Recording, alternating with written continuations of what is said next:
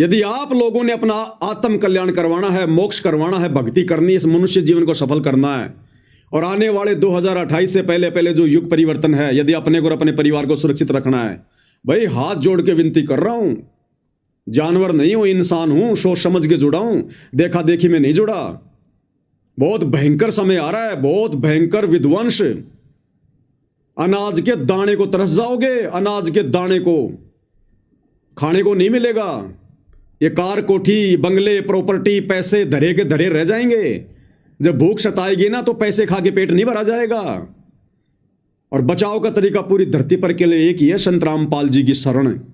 अगर उनके सत्संग भी सुनते रहोगे ना, उनके सत्संग भी सुनते रहोगे, दीक्षा तो उनके जेल से बाहर आने के बाद लोगे, अगर उनके सत्संग भी सुनते रहोगे और ये बुराइयां छोड़ दोगे, शराब पीना, मांस खाना, चोरी करना, उल्टा सीधा लोगों को, माता बहनों पे गंदी नजर डालना, व्यभिचार करना, ये तमाकू पीना, बीड़ी, गुटखा, शराब, ये जर्दा, हुक्का, ये सब छोड़ दोगे और संत रामपाल जी के यदि सत्संग भी सुनते रहोगे, आपके और आपके परिवार का बाल भी बाका नहीं होगा। ये संत रामपाल जी के वचन है। और जिस दिन आप जी उपदेश ले लोगे, दीक्षा ले लोगे उनसे, उस दिन के बाद तो मौत भी तुम्हारे से 10 कदम दूर खड़ी रहेगी। तो सतगुरु रामपाल जी के सत्संग सुनना शुरू करो भाई और बहनों। उनके परिवार को देखकर मत चलो, बाबा रामपाल जी की संगत को देखकर मत चलो। संगत तो कभी भी भ्रमित हो सकती है, संगत तो सब जीव हैं, मनुष्य हैं, लेकिन परम संत कभी किसी को भ्रमित नहीं करते। बाबा के सत्संग कभी किसी को कुमार्ग नहीं देंगे, हमेशा सुमार्ग पर लेकर जाएंगे। तो संत रामपाल जी को, संत रामपाल जी के नालायक भक्तों के कुकर्मों को देखकर जज मत करो। वो परम संत है, सारी सृष्टि का पिता है, मालिक है। अरे भगवान गुरु रूप में तो आता है। गुरुर ब्रह्मा गुरुर विष्णु गुरुर्देव महेश्वर, गुरुर साक्षात पार ब्रह्म तस्मै श्री गुरुवे नमः। हम गुरु को साक्षात पार ब्रह्म कहते हैं। तो भगवान गुरु रूप में तो आएगा ज्ञान देने के लिए, और जब वो आता है तो हम उसको नकार देते हैं, और ये फिर मनुष्य शरीर छूटने के बाद फिर गधे कुत्ते सुअर बनकर फिर ये कष्ट भोगते हैं। उस धर्मराज के दरबार में ये शरीर छोड़ के जाएंगे ना, तो वहां पर तो यम के दूत नंगे करके गर्दन पकड़ के रखेंगे। यहां चाहे कोई देश का प्रधानमंत्री है, यहां जो मर्जी कर ले भाई, लेकिन वहां तो नंगा करके लाइन में खड़ा करेंगे। वो तेरे कर्मों के हिसाब से तेरा हिसाब किताब करेंगे, नरक में भेजना कि इसको गधा बनाना है। वहां नहीं चलती ये प्रधानमंत्री गिरी, ये राजनीति वहां नहीं चलता। ये कार, कोठी, परिवार, बेटा बेटी, नौकरी, पद सब यहीं रह जाएंगे। नंगे आए थे नंगे जाओगे। ये धन दौलत वहां नहीं जाएगी, वहां नहीं चलेगी। अरे पाकिस्तान का पैसा हिंदुस्तान में नहीं चलता, यहां का पैसा वहां कैसे चलेगा भाई? लेकिन ये भक्ति चलेगी वहां पर, भक्ति धन। कबीरा सब जग निर्धना, धनवंता ना कोई, धनवंता सो जानिए जिसके पास राम नाम धन होए। वो असली राम नाम धन सतगुरु रामपाल जी के पास है। ये राम कोई दशरथ का बेटा नहीं है। राम यानी परमात्मा, परमेश्वर। दशरथ का बेटा तो त्रेता युग में हुआ था, उससे पहले तो सतयुग था, कोई जानता भी नहीं था राम कौन है। तो वो राम कोई और है। राम राम शब जगत बखाने, पर आदि राम कोई बिरला जाने। तो वो समस्त जानकारी केवल धरती पर सतगुरु रामपाल जी के पास है। एकमात्र संत कहलाने के अधिकारी, जगत गुरु कहलाने के अधिकारी, भक्ति देने के अधिकारी, मोक्ष देने के अधिकारी वर्तमान में धरती पर केवल सतगुरु रामपाल जी हैं।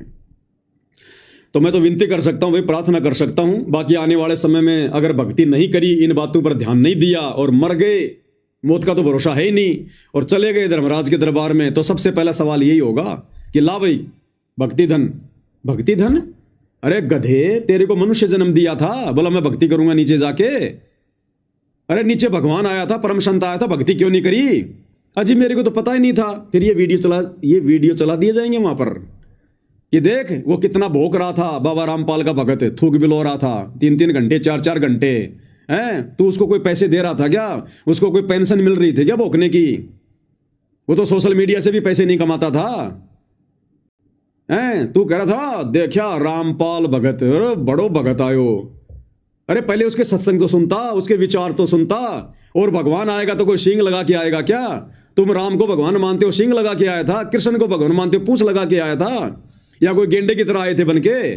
भगवान आएगा तो इंसान बन के आएगा ना। अब तुम उसको इंसान मान के उसका ज्ञान नहीं समझते, फिर मरो, फिर जाओ, फिर कुएं में पड़ो, फिर तुम नरक में जाओ 84 में। तो भाई सत्संग सुनो, आदत डालो धीरे धीरे।